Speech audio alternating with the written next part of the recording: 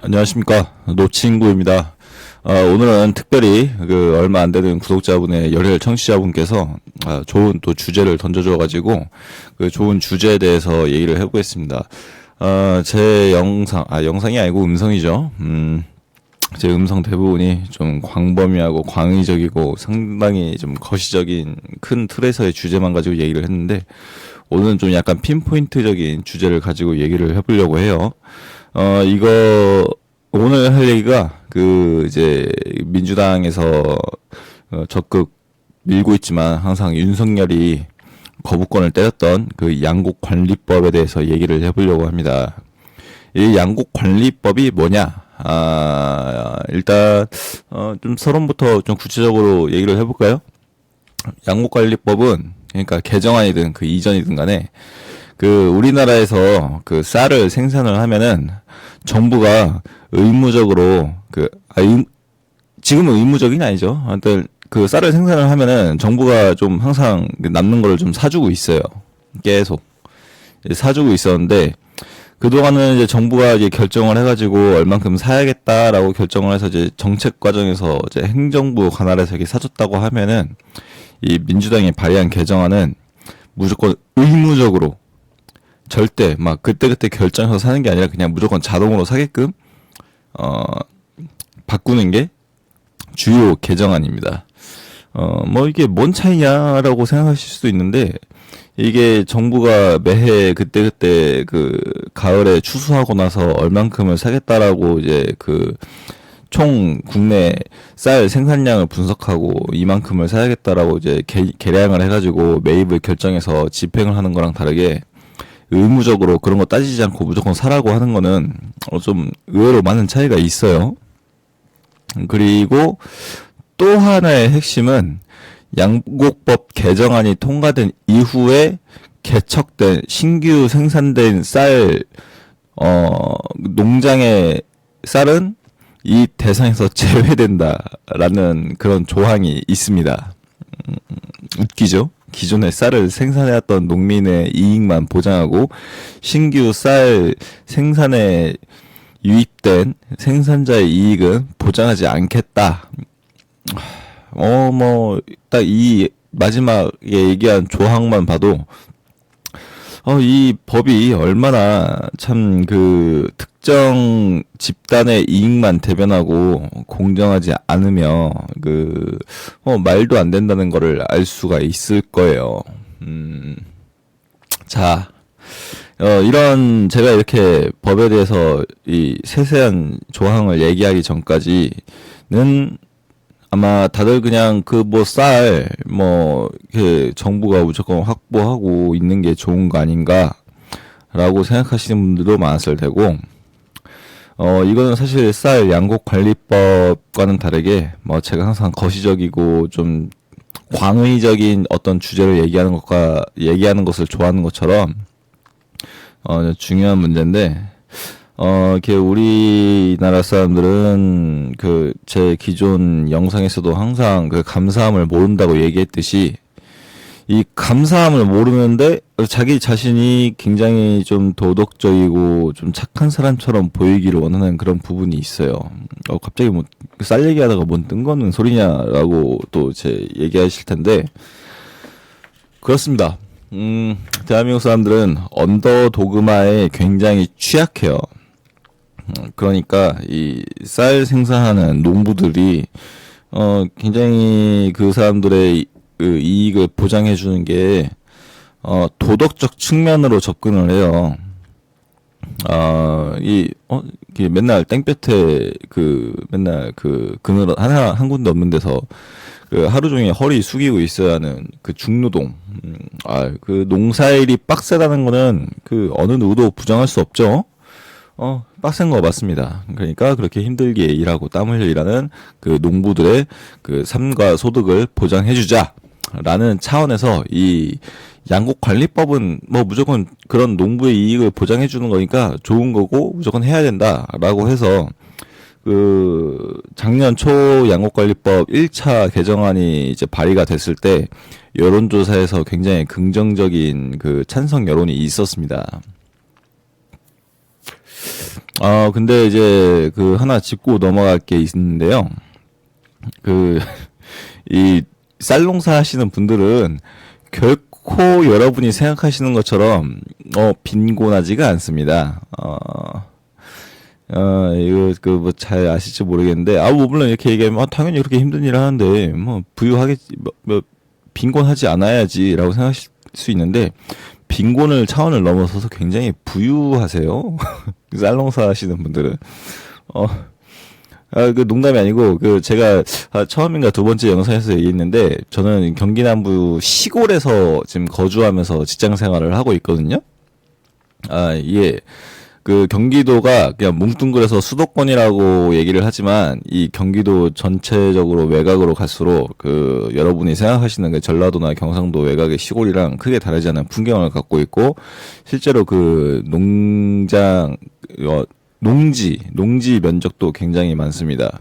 실제로 제가 이제 아침에 일어나가지고 이제 창밖을 보면은 도시의 풍경은 없고 그냥 다 광활까지는 아니지만 쌀농사하는 농지의 풍경이 쫙 펼쳐져 있어요. 그러면 보면은 이 동네는 다 쌀농사 지시는 분들밖에 없는데 쌀농사 지시는 분들이 어떻게 생활을 하고 계시냐면은 이렇게 얘기하면은 우리나라 사람들 이해가 다 한 방에 되실 거예요. 막 이렇게 신형 S 클래스, 뭐 E 클래스, 뭐 아니면 마세라티. 뭐 농사하시는 분들은 BMW는 안 좋아하시는지 이 동네는 은근히 BMW는 안 보이더라고요. 하여튼 뭐 굉장히 벤츠 많이 타고 계십니다. 농담 아니고 진짜예요. 이게 한국은 양육관리법이 지금 개정안이 아직 거부권 때문에 지금 통과가 되고 있지 않긴 한데 기본적으로 안 팔릴 걱정을 하지 않는 산업이에요. 쌀농사가.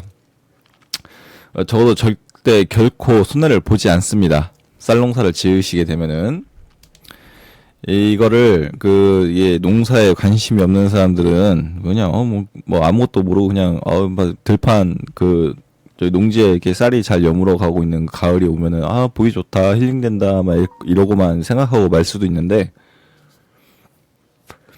이거를 눈치채고 있는 사람들은 나도 시골 땅값 싼데 땅 사가지고 나도 쌀농사 지어서 이 부업으로 팔아야겠다 아니면 본격 전업으로 해야겠다라고 생각하는 눈치 빠른 사람들이 있단 말이에요. 있을 수밖에 없지. 아니 뭐 시스템이 그런데 그 정보가 막 꽁꽁 숨겨져 있는 것도 아니고 이런 거 알고 있는 사람들은 실제로 도시에서 자기 직장 생활하면서 땅값 싼 시골 같은 데서 이 농지 매입해가지고 이제 구석진 곳에서 이제 쌀농사 소소하게 지어가지고 어차피 정부가 항상 매해 사줬으니까 내가 판로를 개척할 필요도 없고 막 적극 영업을 할 필요도 없고 정부가 알아서 좀 손실 보전을 해주고 무조건 이익이 남으니까 그게 이익이 남는 게 최저시급에 해당되는지 안 되는지 상관없이 일단 무조건 이익이 남으니까 은행 이자보단 더 나오니까 그렇게 농지를 운영하는 기존 도시인들도 많습니다. 제가 이 얘기하기 전까지 지금 모르시는 분들 많았을 거예요. 근데 현실이 그래요. 그리고 이제 그렇게 정부가 수매한 쌀들은 이제 정부 비축 물자에서 이제 보관되고 있다가 좀 재고가 좀 오래되고 한 1년 이상 묵고 그러면은 또 이제 막걸리 업체들이 또 그걸 매입을 합니다. 한마디로 쌀이 남아 돈다는 얘기죠. 이 쌀이라는 게 그래요. 쌀만 그래요. 농사 짓는 분들이 지금 전부 다 죄다 쌀만 지으시는 거 아니잖아요. 과수원 하시는 분들도 있고, 보리 키우시는 분들도 있고, 밀 키우시는 분들도 있고, 이렇게 이것저것 막 키우시는 분들이 있는데, 쌀만 그래요, 쌀만.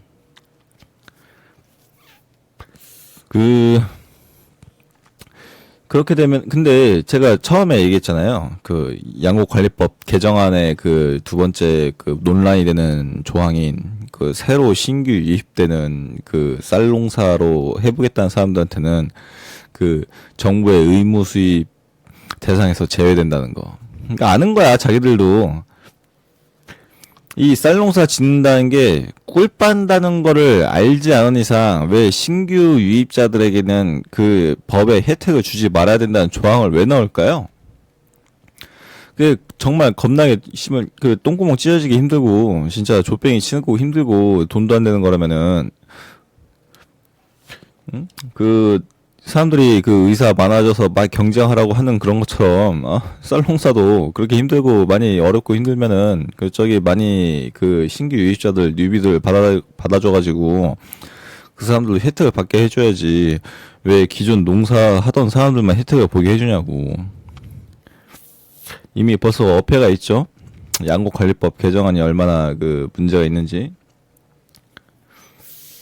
그걸 떠나서 그걸 떠난 거 아니고, 그것도 중요한 거고, 여러분이, 일단 쌀 농사 안 지으시는 분들은 그렇다면 왜 정부에서 안 사줘야 됩니까? 양곡관리법 개정안대로 한다면, 세상 모든 일 다, 손해보지 않게 정부가 다 이렇게 의무적으로 구매해줘야 되는 거 아니에요? 아니, 치킨 관리법은 없어, 왜? 아니 치킨도 되게 우리의 소중한 하나의 식량이고 굉장히 맛있는 음식이고 그렇잖아요. 그러면은 그 치킨 자주권을 위해서라도 이게 그 양계장의 닭들을 정부가 의무 매입해 줘야 된다. 뭐 그런 것도 있어야 되지 않나?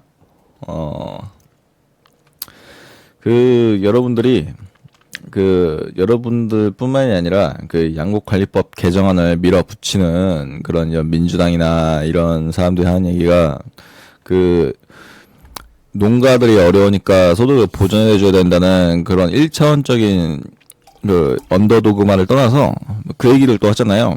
식량 주권이 있어야 된다고. 대한민국 이게 예를 들어서 우리나라가 쌀을 생산하지 않는데 다른 국가에서 쌀을 니네 대한민국에 쌀 안 팔아 그러면은 우리나라 사람들이 쫌쫄 굶게 되는 그런 초유의 위기 사태가 벌어지니까 식량 주권을 지키기 위해서 무조건 쌀을 생산하는 농가를 보호해야 한다는 그 논리가 있죠. 이 논리가 타당한 것 같습니까? 아니 전 세계 쌀 농사 짓는 국가가 얼마나 있는데 그 국가들이 다 같이 우리나라 떼놓고 어디 뒷방 골목 저기 구석에 골방에 모여가지고 야 우리 대한민국 좆되게 만들자. 야 우리 내일부터 대한민국에 쌀 수출하지 말자. 응? 그렇게 하는 거다잉? 뭐 그렇게 해서 대한민국에 쌀이 수입이 안 되는 순간이 올까요? 대한민국에 만약에 쌀이 없다고 쳤을 때? 진짜 그렇게 생각을 해? 말이 된다고 생각하십니까? 아니, 만약에 그러면은 내가 예를 들어서 대한민국이 아니라 다른 나라의 어떤 그 수출, 뭐 그런 쌀을 수출 담당하는 사람이야. 나는 그러면 오히려 어떻게든, 그러면은 나는 그렇다고 하고서 몰래 뒤로 팔아야지? 막 이럴 것 같은데? 몰래 뒤로 파는 놈이 막 떼돈 벌어. 그러면은 어우씨 나도 팔래 막 이러면서 이제 막 서로 막 경쟁적으로 쌀 막 여기저기서 야 대한민국 쌀 없대 야 쌀 팔자 하고 막 달려가는 나라들만 하나 둘 셋 막 한 1년 만에 한 5군데만 더 생길 것 같은데 제 생각에는 그게 더 타당하지 않아요? 한국 이외의 모든 국가가 단합해가지고 한국에 쌀을 수출하지 말자고 막 골방에 모여서 그렇게 합의하고 그렇게 하는 것보다 대한민국에 쌀이 없다고 하니까 대한민국에 쌀을 팔자라고 그리고 이제 그런 국가가 또 2개, 3개, 4개 생기면서 서로 막 경쟁하고 나는 그게 더 현실성이 있다고 저는 봐요. 그리고 그 쌀을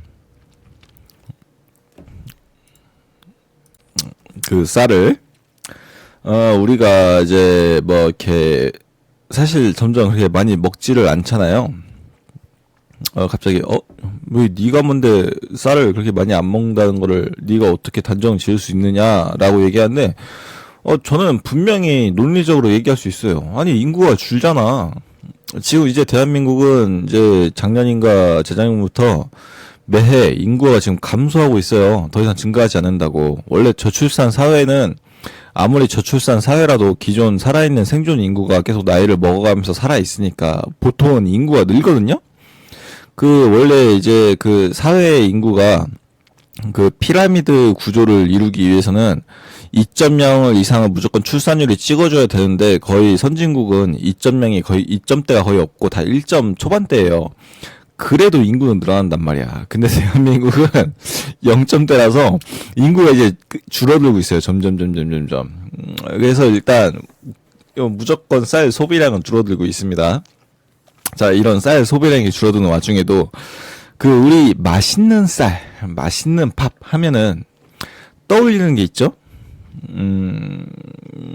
저는 먹어본 적이 없는데, 아니, 누군가 말 안 하고 줘서 한 번쯤 먹어본 적이 있을지도 모르는데, 바로 고시 히카리라는 품종입니다. 다들 들어보셨을 거예요. 내가 찾아서 먹어본 적이 있든, 아니면은 먹어본 적이 없어도, 고시 히카리라는 쌀이 그렇게 맛있다더라 라는 말은 다 누구나 한 번쯤은 들어봤을 겁니다. 물론 지금 시점에서 이 고시 히카리는 전량 수입이 아니라 김포랑 강화도에서도 생산이 되고 있어요. 근데 약간 곁다리 빠진 얘기를 하자면은 예전에 뭐 반일 불매운동 한다고 막 육갑을 떠오고 있을 때 일본에서 수입하지도 않는 고시히카를, 우리나라에서 자체 생산하는 고시히카리 쌀 불매하자면서, 강화도와 김포시 고시히카리 쌀 생산 농가에 고시히카리 품종을 보급하지 않겠다고 설쳐댔던 적이 있습니다. 아니, 고시히카리 쌀 재배하는 사람들은 무슨 죄야? 그 사람들은 한국인 아니야? 그랬던 적이 있어요. 진짜 광기지. 나 진짜 반일 한다는 사람들 난 진짜 정신병이라 나는 생각을 해. 뭐 어쨌든 간에 당연히 이제 시간이 지나가지고 반일 불매 노제팬 광풍이 사라지고 나서 이제 뭐 지금 정상적으로 다시 또 거기 농가분들이 재배하고 계시는데요. 이렇습니다. 아니, 맨날 입으로는 반일을 외치지만, 하반신은 그렇지 않다라는 우리 밈 잘 알잖아요. 똑같아요. 입으로는 맨날 이렇게 국내 쌀 농가 살리자라고 하지만, 말로는 그렇게 하지만, 입맛은 솔직하다는 거. 그리고 고시히카리 품종 자체는 이미 로열티 50년이 지나가지고 우리나라에서 재배한다고 해서 일본에 로열티가 넘어가는 것도 없어. 중요한 건 그겁니다. 왜 대체 더 이상 국민의 세금으로 왜 쌀 농사하는 사람들의 소득을 보존해 줘야 됩니까? 식량 주권이라는 명분도 없어요. 아까 제가 예를 들었듯이 대한민국에 쌀 한 톨도 재배하지 않아도 우리는 쌀을 못 먹을 일이 없어. 그렇다고요.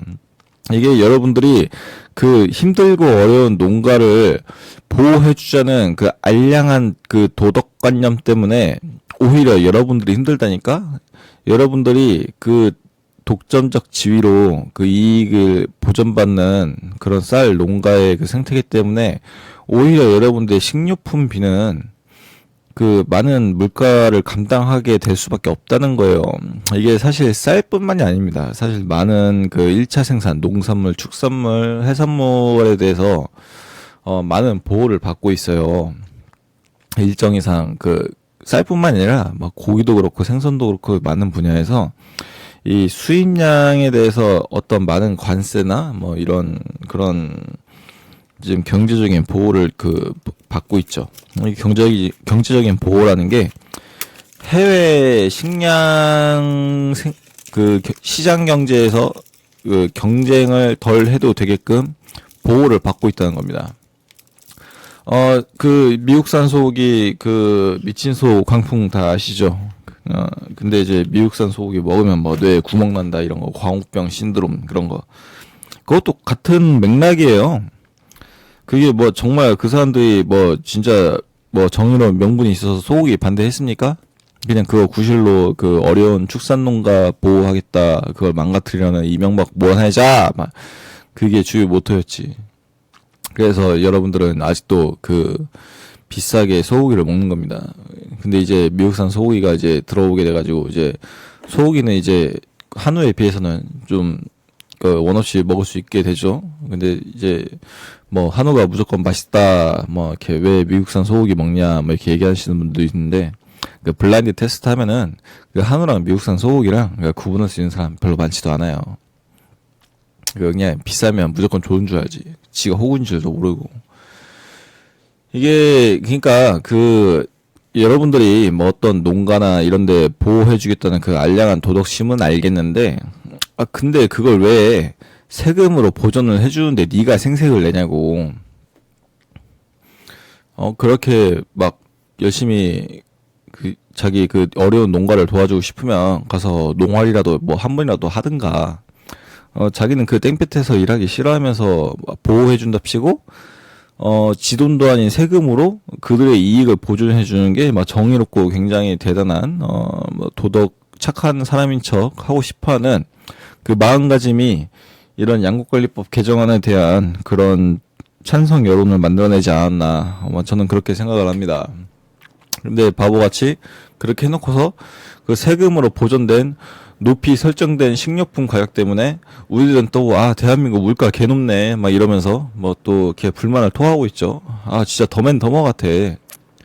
자기 도덕심 때문에 자기 돈도 아니고 남의 세금, 우리 대한민국 모든 국민이 공통적으로 낸 세금으로 값비싼 농산물의 가격이 지금 유지가 되고 있는 건데 그걸 사주면서 막 물가 비싸다고 막 하소연하고 있어.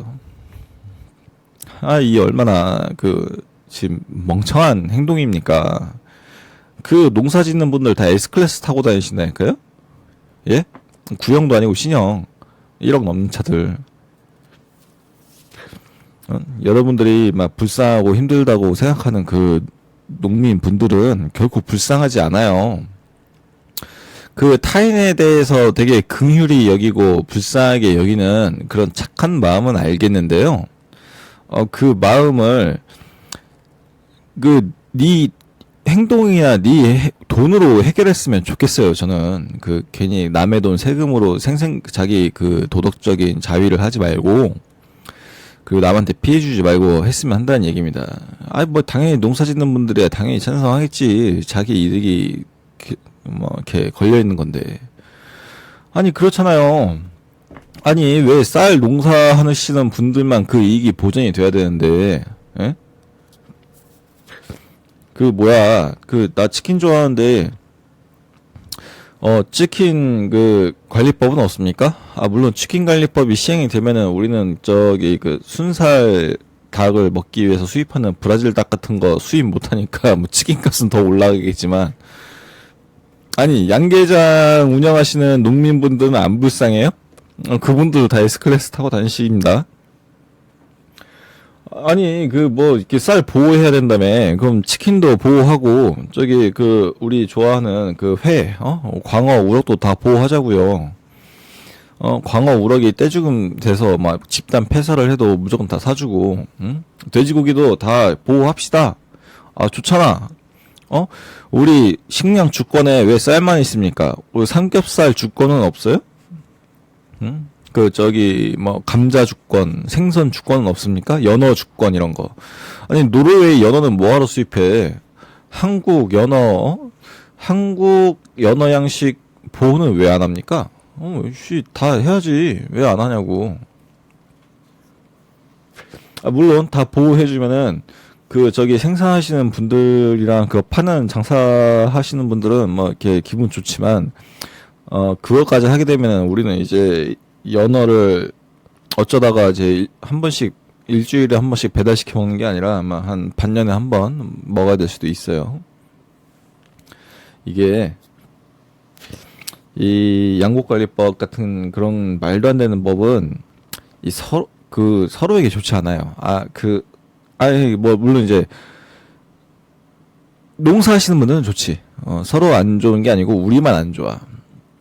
근데 이제 농사 힘들게 짓는 분들 이익을 보존해야 되는 거 아니냐? 힘들게 일하는 사람이 농사하시는 분들만 있어? 그렇잖아요. 저는 그렇게 생각합니다. 왜 이 당연한 거를 왜 사람들은 당연하게 생각을 안 하지? 저는 그게 오히려 궁금해요.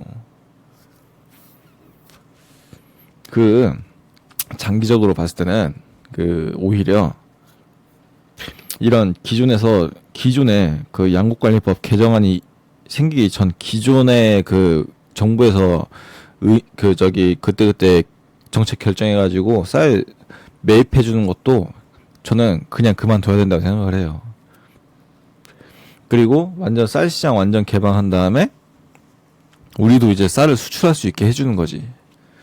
그렇게 하면 수입된 쌀에 그 국내 쌀 농가 분들이 얻어 터질 수도 있지만 반대로 이 젊은 인재들 중에 쌀 농사에 대해서 굉장히 지대한 관심 있는 어떠한 약간 농학 기술자, 과학자, 유망주들이 있어. 그래서 이제 걔네들은 인생 모토가 그거야. 나는 진짜 개쩌는 진짜 개 존맛탱 쌀을 만들어가지고 우리나라뿐만이 아니라 전 세계 대한민국의 개 존맛있는 쌀을 한번 팔아보겠다. 라고 해서 오히려 역으로 대한민국 쌀이 개잘 팔릴 수 있는 거예요, 해외에. 그럼 얼마나 좋아.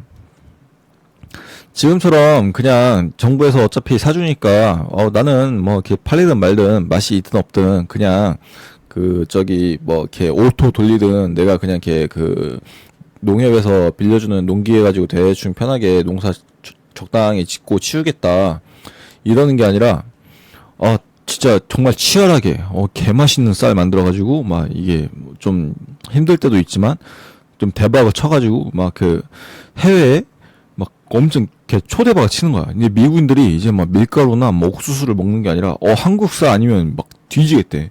우리 도저히 안 되겠으니까 우리 로열티 줄 테니까 우리 미국 본토에서도 한국쌀 재배하게 해주세요. 개 맛있는 쌀 막 이래가지고 막 쌀 가지고 막 이제 미국 막 인공지능 막 뛰어넘어 물론 이제 뭐 현실적이진 않죠. 막 그런 세상이 올 수도 있다는 거예요. 없을 것 같습니까? 왜 다들 그렇게 자신 없어 해? 그런 생태계가 갖춰지면은 어떤 그런 농학의 천재가 대한민국에서 나타날 수 있다는 거예요. 이 가능성의 한계가 닫혀있는 그런 세상보다는 그런 한계가 있는 시장이 사실 대다수의 모두에게 이익을 가져다 준다는 겁니다. 물론 이제 편하게 꿀만 빨려는 그런 농가한테는 좀 힘든 세상이겠지만 근데 원래 세상이 그래요. 이게 이런 경쟁이 지치고 힘들어가지고 이런 경쟁에서 도태되는 사람들도 지금 힘들고 먹고 살아야 되니까 그런 무한 경쟁 사회를 만들지 말자라는 게 사실 이런 좌파 쪽 정치색들이 많이 미는 프로파간다거든요. 근데 역설적으로 그런 개쩌는 천재 엘리트들이 오히려 그렇게 경쟁에서 도태된 사람들을 먹고 살게 해줄 수 있는 거예요. 아니 공산주의 사회 봐봐요. 그런 무한 경쟁에서 지치지 않게끔 하겠다고 그렇게 구성원들을 좀 보듬어주고 토닥여주는 사회가 지금 어떻습니까? 경쟁에서 개쩌는 엘리트와 천재가 나타나지 않게끔 만들면은 다 같이 힘들게 사는 거예요. 물론 내가 경쟁에서 도태돼가지고 천재나 엘리트들은 막 의리의리한 저택이나 한 채에 막 수십억 하는 한강뷰 그런 아파트에 살고 막 슈퍼카가 막 6대, 7대, 8대 막 타고 다니고 막 이러는데 나는 그냥 막 이렇게 오래된 중고 소나타나 끌고 다니면서 그거 보면서 배알이 꼴릴 수 있어요. 근데 그런 천재가 나타나지 않는 사회가 되면은 난 소나타도 끌고 다닐 수가 없다니까? 예를 들어서 가수들도 기본 음반 매입 우리 여러분 청소년들 특히 가수나 이렇게 만화가 이런 엔터테인먼트 쪽 일을 하고 싶어 하잖아요. 의무적으로 만화도 이렇게 기본 만화 소득이라고 해가지고 만화 작가들이 무슨 만화를 그리든 간에 몇 커트 이상 그리면 얼마 줍시다. 나라에서 의무적으로 몇 건 단행본 내면 몇 건 사줍시다 막 이러고 가수들도 그냥 그 가수가 노래를 얼마나 잘 부르든 아니면 작곡가가 노래가 뭐 어떻게 뭐 노래를 지었든 간에 국가에서 무조건 그 음반을 매입을 해줘야 돼. 아, 뭐 그렇게 그런 생태계가 있다고 쳐봐요. 뭐 말이 안 된다고 생각하세요? 아니 왜 만화나 음반은 말이 안 되고 왜 쌀은 그게 말이 됩니까? 근데 뭐 그렇게 해가지고 그런 세상이 있다고 쳐봐요. 그러면은 뭐 누가 열심히 곡을 만들고 노래를 부르고, 에? 저기 누가 열심히 만화를 그리고 열심히 그 막 작품을 짜려고 고민을 하겠냐고. 그냥 대충 찍어내면 다 돈이 되는데. 그러면은 그런 사람들만 득식을 되면은 그런 만화나 음반이 해외 시장에서 경쟁이 되겠습니까? 그 자유 경쟁이 도입이 되어야 그런 세상에서 만들어진 만화나 음반도 세계 시장에서 경쟁을 할 수가 있고, 그런 데서 대박을 친 진짜 막 수십억, 수백억, 수천억을 벌어들인 가수가 있기 때문에 그런 나도 가수나 만화가가 돼보겠다는 사람들이 꿈을 꿀 수가 있는 거예요. 저는 그렇게 생각을 합니다. 양곡관리법 개정안, 이거는 뭐 말도 안 되는 법이라는 게 결론이죠. 좀 주제를 정해놓고 얘기하면은 조금 얘기를 좀 짧게 할 수 있을 줄 알았는데 오늘 또 30분을 넘어버렸네. 저 어쩔 수 없는 그냥 말 많은 아재인 것 같습니다. 우리 열혈 구독자이신 분이 좀 물어보셔서 좀 썰을 풀게 됐는데, 좀 듣고 싶은 얘기가 듣는지는 모르겠어요. 뭐, 어쨌든, 이런 주제 던져주시는 거 굉장히 고맙게 생각을 하고, 여기까지 들어주셔서 너무 감사합니다. 항상 건강하시고 행복한 하루가 되시기를 바라겠습니다. 노친구였습니다. 감사합니다.